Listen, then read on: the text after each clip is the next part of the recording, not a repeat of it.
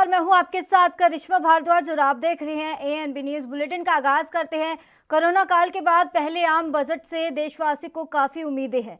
देशवासी वित्त मंत्री निर्मला सीतारमण की तरफ आशा की निगाह से देख रहे हैं और आपको बता दें कि पिछले साल जिस तरह से लोगों को वैश्विक बीमारी कोरोना ने बुरी तरह प्रभावित किया और अब उससे उभरने के लिए बजट में क्या व्यवस्थाएं की जाएगी, इस पर पूरे देश की तरह ही यूपी की औद्योगिक नगरी कानपुर के व्यापारी और उद्योगपति की निगाहें भी गड़ी हुई है। और आपको बता दें कि नए दशक के पहले बजट से उन्हें काफी उम्मीदें हैं। प्रदेश के औद्योगिक नगरी कहलाने वाले कानपुर को इस साल के बजट से काफी उम्मीदें हैं।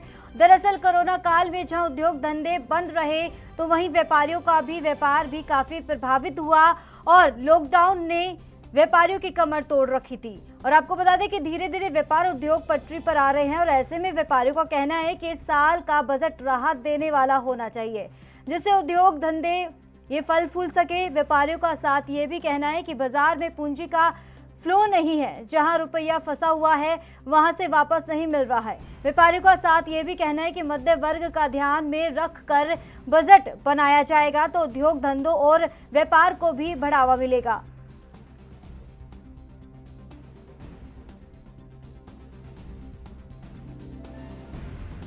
मोदी सरकार में माननीय वित्त मंत्री जी का ये बजट जनता की उम्मीदों के अनुसार होगा। सबका साथ, सबका विकास, सबका विश्वास मूल मंत्र के साथ चलने वाली मोदी सरकार ने पिछली महामारी के समय भी आत्मनिर्भर पैकेज देकर भारत को एक नई दिशा दी, महामारी से बचाया भी और भारतीय अर्थव्यवस्था को तेजी के साथ पटरी पर भी लाए और मजबूती प्रदान कर रहे हैं। पूर्ण विश्वास है इस बजट में भी हम जनता की उम्मीदों पर खरा उतरेंगे और आत्मनिर्भर भारत बनाने के लिए और विश्व की अग्रणी इकोनॉमीज में एक भारत लगातार आगे बढ़े, इस दिशा में हमारा लगातार प्रयास रहेगा।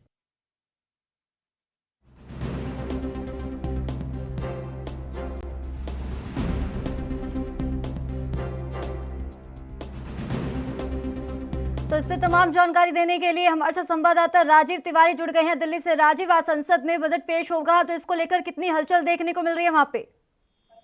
देखिए, बिल्कुल सही कहा आपने। जिस तरीके से आम बजट पेश होने वाला है और निर्मला सीतारमण जी 11 बजे बजट पेश करेंगी और लगातार कहीं ना कहीं जो उम्मीदें हैं जनता की भी कहे या किसानों की कहे या आम नागरिकों की कहे, तो सबकी बजट में निगाहें हैं। यहाँ तक कि सब उम्मीदें कर रहे हैं कि आज इस बजट के अंदर कुछ आम लोगों के लिए या फिर कहे बिजली सेक्टर के लिए या फिर नौकरी सेक्टर के लिए कहीं ना कहीं कुछ राहत हो सकती है। मगर देखना होगा निर्मला सीतारमण जी किस तरीके का बजट पेश करती है और यहाँ तक कि उनके साथ आज अनुराग ठाकुर भी हैं और वो किस तरीके से कह सकते हैं जो उनकी आवाज है या उनको जो माध्यम है वो कैसे पहुंचाएंगे जनता तक। मतलब ये जरूर स्पष्ट है कि जनता कहीं ना कहीं राहत चाहती है या फिर कहें टैक्स सेक्टर के अंदर या कहें या फिर घर की रसोई के अंदर कहीं ना कहीं राहत जरूर चाहिए जनता को। जनता आज उम्मीद लगा के बैठी हुई है कि निर्मला सीतारमण जी जो बजट पेश करेंगी वो आम बजट है और आम बजट के साथ साथ आम लोगों को कितनी राहत मिल सकती है, यानी कि रसोई के अंदर कितनी राहत मिल सकती है या फिर कहें नौकरी पेशा के अंदर कितनी राहत मिल सकती है। जी राजीव, जिस तरीके से कोरोना काल से लगातार पूरा देश जूझ रहा है और कहा भी जा सकता है ऐतिहासिक भी रह सकता है क्योंकि कोरोना काल के साथ ही ये बजट पेश किया जा रहा है। लेकिन अगर बात करें किसानों की तो किसानों को लेकर कितनी सरकार इसमें बातचीत कर सकती है, कितना मुद्दा उठा सकती है, क्योंकि लगातार कृषि कानून को लेकर किसान प्रदर्शन कर रहे हैं, नाराज है सरकार से और एक ही मांग कर रहे हैं कि कृषि कानून को रद्द करें। क्या लगता है इस बजट में ये ऐलान हो सकता है, किसानों को खुश कर सकती है सरकार? देखिए, बिल्कुल सही कहा आपने। जहाँ पर बात करें कृषि कानून को लेकर तो कृषि कानून को लेकर जो अभी तक किसान बैठे हुए हैं, प्रदर्शन कर रहे हैं और कहीं ना कहीं सरकार से एक उम्मीद कर रहे थे कि सरकार उनकी जो मांगे हैं उनको पूरा करे, यानी कृषि कानून को वापस करे। मगर अब देखना होगा आम बजट के अंदर क्या कृषि से जुड़े हुए लोगों को लिए यानी किसानों के लिए कितनी बड़ी राहत है इसके अंदर, ये भी गौर करना होगा। यहाँ तक कि आम जनता को कितनी बड़ी मुश्किलें हैं, यानी कि जो कोरोना काल के अंदर जो हमने देखने को मिला था कि आम जनता कितनी परेशान हुई थी। यहाँ तक कि ग्राउंड लेवल पे जो गरीब लोग हैं, बिल्कुल ही जो गरीबी रेखा से नीचे रहने वाले लोग हैं, उन तक के कहीं ना कहीं दिक्कतें आई थी और वो कहीं ना कहीं उम्मीद कर रहे थे सरकार से कोई राहत मिले। अब जब देखना होगा कि कोरोना काल से जब निकलने के बाद में हम अभी तक कहीं ना कहीं स्थिति को संभालने की कोशिश कर रहे हैं और कहीं ना कहीं जो आम बजट पेश किया जाएगा उसके अंदर कितनी बड़ी स्थिति संभाल सकते हैं, यानी कि सीधे सीधे कहें तो आम लोगों के लिए कितनी बड़ी राहत हो सकती है। मगर देखना होगा कि आम बजट के अंदर क्या कृषि कानून को लेकर या कृषि किसानों को लेकर भी कोई उम्मीद पूरी की जा सकती है, या फिर सरकार से जो अभी तक दूरियां बनी हुई है किसानों को लेकर वो कहीं ना कहीं किस तरीके की दूरियां कम हो सकती है। मगर सरकार भी कहीं ना कहीं किसानों को खुश करने के लिए इस बजट के अंदर कुछ ऐसा रख सकती है जो कहीं ना कहीं जिससे किसानों को राहत मिल सके। जी बात करें सिंगू बॉर्डर पर जिस तरीके से हालात देखने को मिल रहे हैं और कयास भी यही लगाए जा रहे हैं, लगातार किसान की उम्मीद है, किसान को ये उम्मीद है कि बजट में आज उन पे बातचीत हो सकती है, कुछ समाधान निकल कर सामने आ सकता है। अगर सिंगू बॉर्डर पर आपने स्थिति देखी है तो जिस तरीके से बजट पेश होगा, जिस टाइम वित्त मंत्री करेंगी, क्या उसको लेकर क्या व्यवस्था की गई है जो किसान सुन सके बजट पेश होगा जिस दिन? देखिए बिल्कुल साहिब, जिस तरीके से बात करें कि बजट सत्र की, तो बजट सत्र जरूर पेश होगा और कहीं ना कहीं किसानों की जरूर उम्मीद भी है कि सरकार उनकी जो मांगे हैं वो पूरी करेगी और किसानों की जो कृषि जगत से जुड़ी हुई जरूरतें हैं वो किस तरीके से पूरी की जाएगी। मगर जिस तरीके से किसानों के अंदर भी आज बजट को लेकर कहीं ना कहीं हलचल जरूर है और कहीं ना कहीं हर किसान की निगाहें भी निर्मला सीतारमण के ऊपर रहेंगी और कहीं ना कहीं जो बजट पेश किया जाएगा और बजट के अंदर जो किसानों की उम्मीद है वो कितनी खरी उतरती है ये जरूर देखना होगा। मगर कहीं ना कहीं आम लोगों की जो उम्मीदें हैं वो भी इस पर निर्भर करती है, क्योंकि जिस तरीके से कोरोना काल के अंदर जो अर्थव्यवस्था बिगड़ी थी उसको दोबारा से पटरी पर लाने के लिए इस आम बजट के अंदर कहीं ना कहीं जनता को राहत देनी होगी और जनता कहीं ना कहीं राहत की उम्मीद करती भी नजर आ रही है सरकार से। मगर देखना है कि आज सरकार किस तरीके की जनता को राहत दे सकती है। जी तो इसी दौरान गिरिराज क्या कुछ कहते हैं वो आपको सुनवाते हैं। तो राजीव, आवाज मिल पा रही है आपको? जी वित्त मंत्री बजट पेश करेगी, अगर सिंगू बॉर्डर की तरफ अगर आपने रुख किया होगा, किसानों से पूछा होगा कि जब जिस समय वित्त मंत्री बजट पेश करेगी उसमें उसको लेकर किस तरह की व्यवस्था की गई है, किसानों को लेकर कैसे किसान उस बजट पेश को सुनेंगे? देखिए बिल्कुल साहब, जिस तरीके से बात करें किसानों के बीच में जाने की, तो बिल्कुल किसानों के बीच में जाके हमने बातचीत की और यहाँ तक कि वो साफ जाहिर कर रहे हैं कि कृषि कानून को लेकर जो उनकी सरकार से दुविधाएं हैं वो सरकार से नहीं बल्कि वो कृषि कानून से है। मगर कृषि कानून को वापस करना होगा। मगर जिस तरीके से बात करें आम बजट की, तो आम बजट की भी निगाहें किसानों के ऊपर, किसानों की जो उम्मीद है वो देखना होगा कि आम बजट के अंदर कितनी पेश होती है। मगर ये जो उनका जो माध्यम है यानी टीवी पर देखने या फिर कहें इंटरनेट के माध्यम से, वो जरूर देखने की कोशिश करेंगे, क्योंकि मोबाइल आज के डेट में। ये बहुत बहुत शुक्रिया राजीव तमाम जानकारी देने के लिए। तो इसी के साथ हमारे खास मेहमान जुड़ गए हैं पवन धवन, अर्थशास्त्री। सर बहुत बहुत स्वागत है आपको एएनबी न्यूज पर। नमस्कार करिश्मा जी। यही सवाल है, कोरोना काल के समय बजट पेश हो रहा है, इसको लेकर लोगों की भी काफी उम्मीदें जुड़ी हुई हैं, ऐतिहासिक भी बन सकता है क्योंकि कोरोना काल में जिस तरीके से लोगों ने काफी परेशानियों का सामना करना पड़ा, व्यापारियों को करना पड़ा। अब फिलहाल अगर बात करें किसानों की, तो किसानों की भी काफी उम्मीदें हैं इस बजट से। बिल्कुल सही कह रही करिश्मा जी। ये कोरोना काल के बाद जो ये बजट आ रही है, इस बजट में हम ये देख रहे हैं कि बहुत से चैलेंजेस सरकार के सामने हैं। जो कोरोना काल के बाद सरकार ने रियायतें दी थी, मार्केट में लिक्विडिटी डालने के लिए तमाम क्रेडिट एक्सपेंशन की स्कीम्स लाई थी, उनका बहुत पॉजिटिव असर अब तक नहीं दिखा है और बैंक की जो है जो है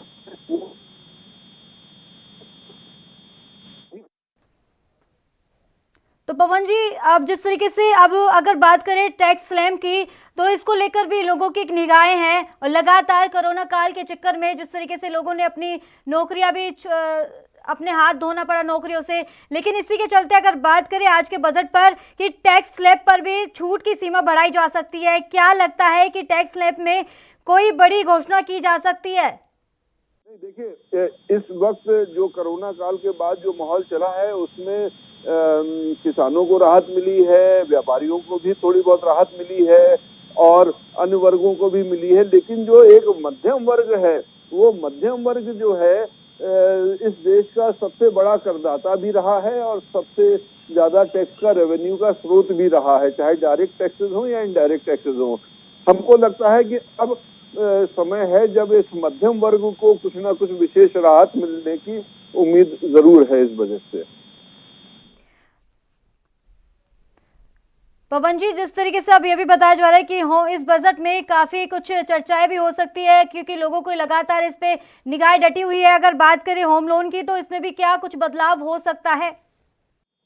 नहीं, देखिए, हाउसिंग और इंफ्रा के बारे में सरकार पिछले 6 साल से लगातार मैसिव एक्सपेंशन की बात कर रही है और अपनी उस स्कीम को लगातार कंटिन्यू भी करेगी और फर्दर इलेक्शन भी देने की जरूरत है, क्योंकि हाउसिंग सेक्टर एक ऐसा है जिससे कि मल्टी डायमेंशनल ग्रोथ आप पा सकते हैं, हर सेक्टर में ग्रोथ पा सकते हैं।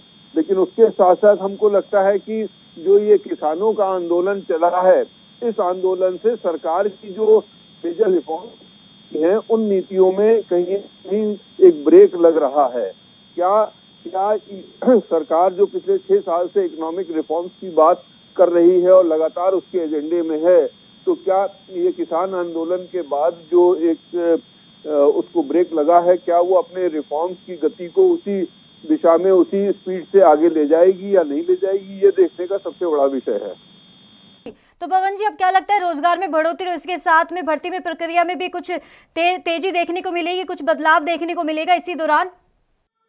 देखिए, रोजगार में बढ़ोतरी तो तब होगी जब देश में एक औद्योगिक विकास का माहौल बनेगा और औद्योगिक विकास की गति मिलेगी। वो औद्योगिक विकास रिफॉर्म्स के एजेंडे पे ही हासिल किया जा सकता है। तो रिफॉर्म्स, क्या सरकार उतनी ही तीव्र गति से आगे बढ़ सकती है रिफॉर्म्स पे, ये देखने की बात है और उसका कहीं ना कहीं डायरेक्ट लिंकेज हमारे रोजगार से भी है। पवन जी, अगर महंगाई की बात करें तो लगातार जिस तरीके से, जहां एक तरफ तो कोरोना काल से लगातार देश जूझ रहा था, तो दूसरी तरफ महंगाई ने भी मारी हुई थी लोगों की जेब पर पूरा असर देखने को मिल रहा था। अगर बात करें आज की बजट में, तो रसोई को लेकर भी कुछ बातचीत हो सकती है। महिला को कितना संतुष्ट मिल सकता है आज की ये बातचीत में? आज देखिए, महंगाई में जो केवल एक मुद्दा है वो पेट्रोल और डीजल के दाम का है। जब कोरोना काल में सरकार के और रेवेन्यूज के द्वार बंद हो चुके थे, तो उस वक्त जो है सरकार ने पेट्रोल और डीजल के सेस लगाकर अपना एडिशनल रेवेन्यू बढ़ाया था।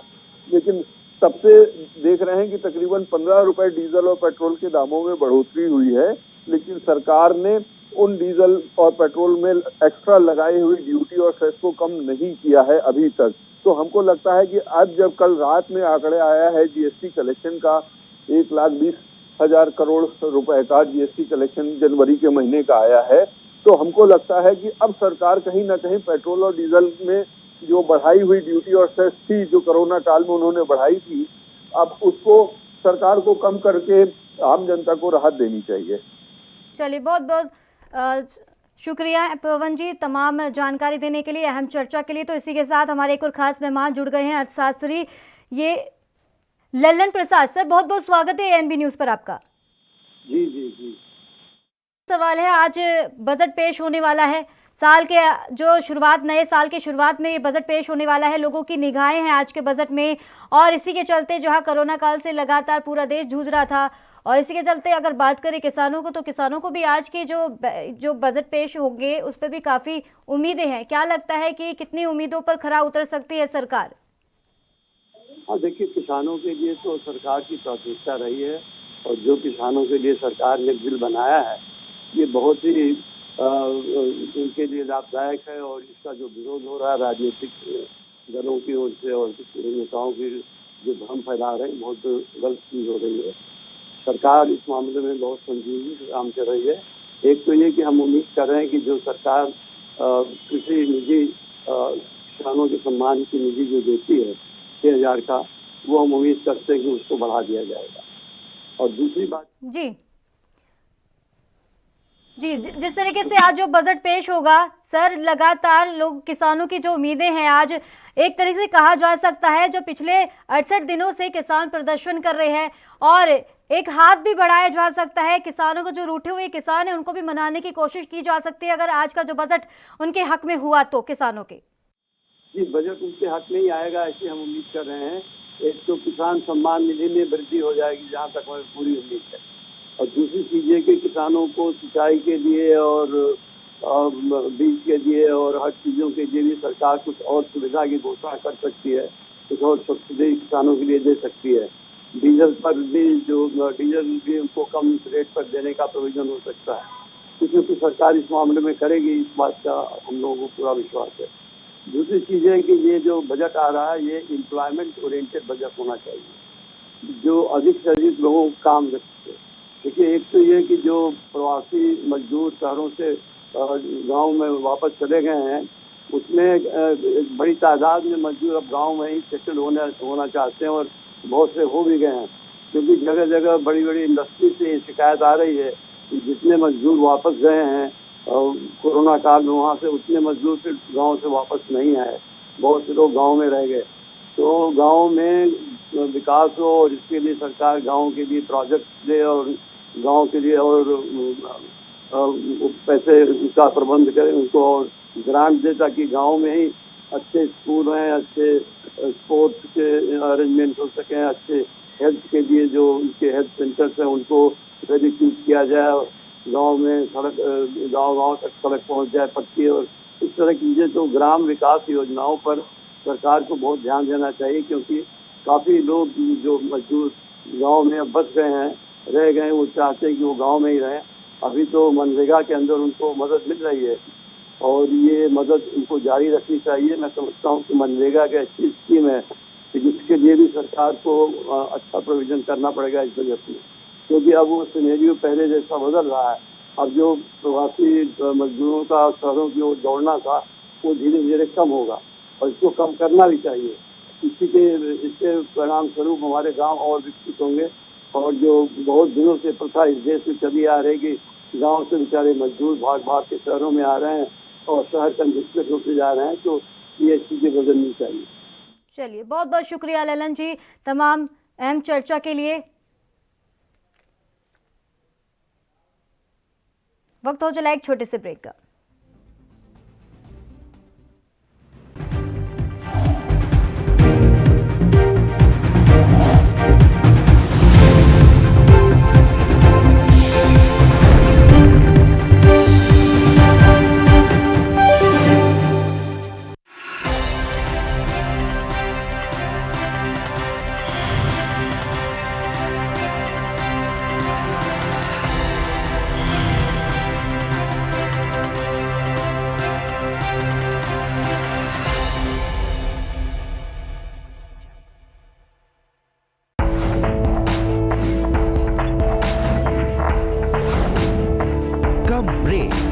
और ज्यादा खबरों के साथ देखिए ANP news in channel number पर। लखनऊ से लेकर चंडीगढ़ तक, मुंबई से लेकर रायपुर तक, क्या है राजनीति की हलचल, क्या है समाज का मिजाज। राजधानी लाइव, हमारी नजर, आपका फैसला, हर रोज सुबह 8 बजे सिर्फ ANP न्यूज पर।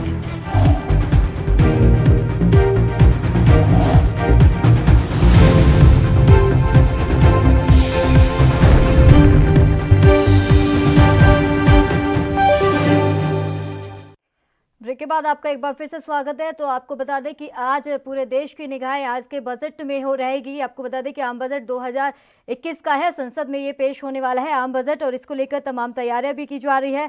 और आपको ये बता दें पूरे देश की निगाहें आज इसी के बजट पर है। और 1 फरवरी को वित्त मंत्री निर्मला सीतारमण वित्त वर्ष 2021 और 2022 के लिए आम बजट पेश करने वाली है। भारतीय बजट इतिहास में एक ऐसा पहली बार होगा जब पेपरलेस बजट पेश होगा। और आपको ये भी बता दें कि कोरोना संकट की वजह से सरकार ने पेपरलेस बजट पेश करने का ये फैसला लिया है। आम आदमी से लेकर उद्योग जगत तक और इस बजट से राहत की उम्मीद लगा रहा है। और आपको बता दें कि सरकार भी हेल्थ और कृषि और रोजगार से के जुड़े बड़े ऐलान भी कर सकती है। तमाम ऐसे मुद्दे हैं जिस पे आज चर्चा हो सकती है, लोगों की पूरी निगाहें हैं। और महंगाई की बात करें और इसी के चलते क्योंकि लगातार जिस तरीके से पूरा साल जो अर्थव्यवस्था में डूब गया था, अर्थव्यवस्था पूरी एकदम लो हो गई थी क्योंकि कोरोना काल था, और इसी के चलते व्यापारियों को भी काफ़ी नुकसान का सामना करना पड़ा था।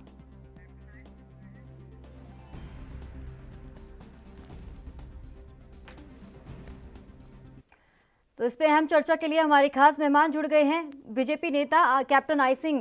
कैप्टन आई सिंह सर, बहुत बहुत स्वागत है आपको एएनबी न्यूज पर। जी धन्यवाद करिश्मा। सर, ये साल का एक नया बजट पेश होने वाला है, लोगों की निगाहें आज पूरे देश की निगाहें हैं, और इसी के चलते क्योंकि कोरोना काल जिस तरीके से पूरे देश को खराब कर रहा था और लगातार पूरा देश इससे जूझ रहा था, परेशान था, व्यापारियों को काफी नुकसान का भी सामना करना पड़ा। और लगातार अगर बात करें किसानों की, तो किसानों को भी एक उम्मीद है कि आज इस बजट में कुछ उनके लिए भी राहत मिल सकती है। जी करिश्मा जी, बिल्कुल जो है ना, सरकार इस बजट को इसी हिसाब से लेके आ रही है कि इस बजट में सभी को कुछ ना कुछ सरकार ने दिया है।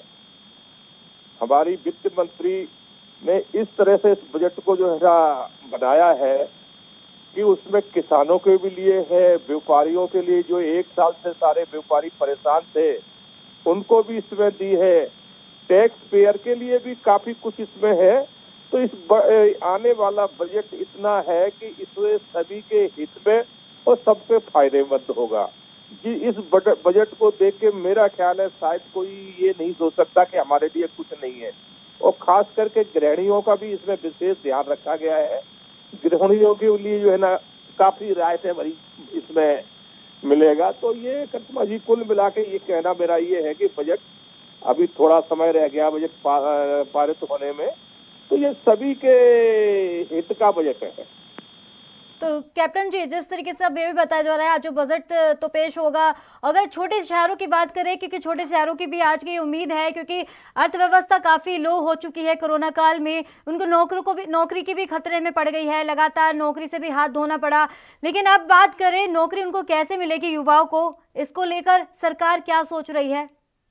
जी करिश्मा जी, बिल्कुल जो है ना, सरकार इसके लिए बहुत ही संजीदा है। हमारी जहाँ जहाँ प्रदेशों में सरकार है, वहाँ के हमारे मुख्यमंत्री बिल्कुल रोजगार पे विशेष ध्यान, रोजगारों पे ही है कि रोजगार किस तरह से बढ़ाया जाए। कोरोना से एक साल जो हमारे व्यापारी, हमारे लोग जो जूझे हैं, उनको कोरोना से अब कैसे उभारा जाए, कैसे निकाला जाए बाहर, और युवाओं को रोजगार कैसे दिया जाए। तो आपने उत्तर प्रदेश में देखा होगा कि हमारे योगी जी विभिन्न तरह की योजनाएं चला रहे हैं, विभिन्न तरह के लोगों को जो है ना लोन मुआयना करा रहे हैं जिससे अपना रोजगार कर सके। तो सरकार बिल्कुल विशेष इस पे ध्यान दे रही है कि कहीं से किसी के लिए कोई कमी ना रह जाए, चाहे वो युवा हो, चाहे वो व्यापारी हो या वो गृहिणी हो, सबके लिए कुछ ना कुछ सरकार जिम्मेवार है। सरकार की जिम्मेवारी बनती है कि अपने नागरिक का विशेष ध्यान रखना, तो उसी बेस पे सरकार काम कर रही है। तो सबके लिए कहीं ना कहीं खुश होने का समय है, और सरकार इसके लिए जिम्मेवार है, और सरकार का फर्ज भी है लोगों के लिए कुछ करना। तो सर, अगर बात करें और जो बाकी जो हर साल जो बजट पेश होता है, लेकिन इस साल में क्या कुछ अलग होगा जो लोगों को राहत मिलेगी? जी करिश्मा जी, इस बार जो है ना बजट में बहुत कुछ है। मैंने जैसे अभी बताया कि खास करके बिजनेसमैन के लिए बहुत चीजें इसमें देखी गई है कि एक साल से बिजनेस में नुकसान के अलावा और कुछ नहीं मिला उन्हें, तो उनके लिए बहुत देखा गया है। युवा के लिए भी देखा गया है कि युवाओं को कैसे इसमें क्या रखा जाए। तो सबसे अच्छी महंगी चीज होती है गृहिणी, जो घर चलाती है, जिसके ऊपर कंधों पर सारी जिम्मेवारी होती है परिवार की। तो विशेष करके गृहिणियों के लिए इसमें बजट में बहुत कुछ सोचा गया है। तो कुल मिलाकर ये बजट सभी के लिए बहुत अच्छा बजट है और बहुत अच्छा बजट है। अभी थोड़ी देर में बजट जो है ना शुरू होने वाला है, तो उसके बाद धीरे धीरे सब पता चलता आएगा। बाकी कुल मिला के इस बजट में सरकार बहुत अच्छा बजट लेके आ रही है। जो टैक्स पेयर है, टैक्स पेयर का भी विशेष ध्यान रखा गया है इस बजट में। तो कहीं से कहीं किसी के लिए कोई ना खुश होने की जरूरत नहीं है। सर, कैप्टन सर, आज सब पूरे देश की निगाह आज के ये इसी मुद्दे पर है कि आज जो बजट होगा उनके हक में आएगा नहीं आएगा, पर लेकिन यही है ना कि जो पिछले साल जो उम्मीद लगा रही थी जनता, पूरी जनता की हमारे हक में ये कोई फैसला आएगा, हमारे हक में कुछ ऐसी उम्मीदें हैं जो हमको चाहिए, लेकिन उनको भी वो रूठ गए हैं। लेकिन अब यही है, अगर बात करें किसानों की, तो रूठे हुए किसानों को आप कैसे मनाएंगे? बिल्कुल सरकार की जिम्मेवारी है। सरकार इसके लिए जो है ना अपने आप को जिम्मेवार मानती है कि हमारा पहला कर्तव्य है किसान, क्योंकि जो देश का अन्नदाता है और हर तरह से अन्न पैदा करके हमारे देश की सेवा करता है। तो सरकार किसानों का विशेष ध्यान रख रही है। आपने देखा होगा 6,000 रुपए की किस्त तो सरकार दे ही रही है, इसके अलावा उनको बीज, अच्छे से अच्छे बीज कम कीमत में उपलब्ध कराए जाए।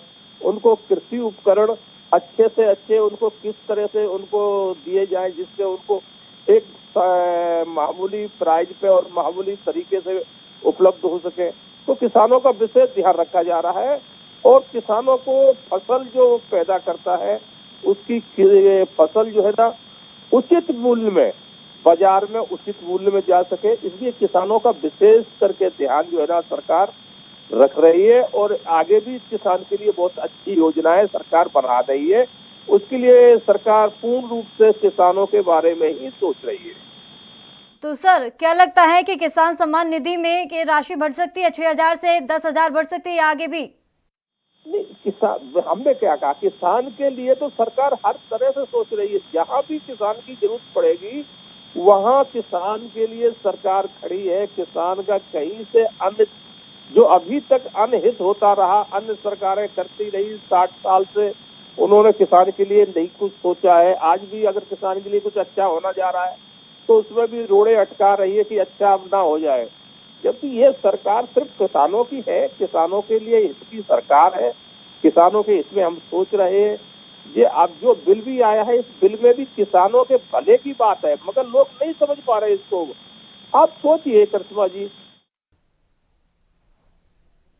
चलिए, बहुत बहुत शुक्रिया अहम चर्चा के लिए कैप्टन आई सिंह जी।